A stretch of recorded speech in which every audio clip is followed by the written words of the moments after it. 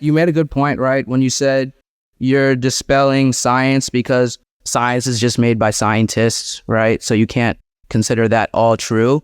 But then my question would be like, couldn't you just flip that back on the Bible? Because the Bible was also written by humans.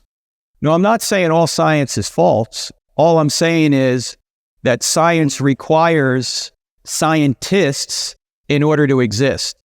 If there were no scientists, you wouldn't have science.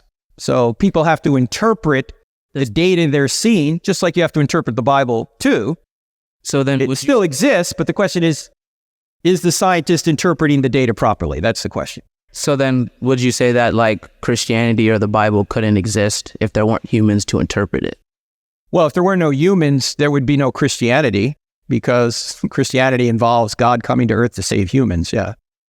Okay, go ahead. Even in the sense like the elements that we study to do science, to find the relationship between cause and effects are there, right? But scientists need to interpret that. For example, if we're gonna look at Christianity and the Bible in a parallel way, men still have to interpret, the biblical text, but you will not dismiss that just because men are interpreting the text. In other words, you still have to engage in interpretation.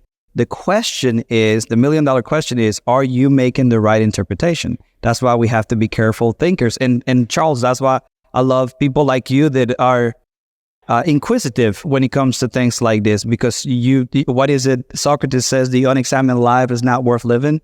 We have to do that. We have to engage in conversation about things that make us uncomfortable. It makes us think.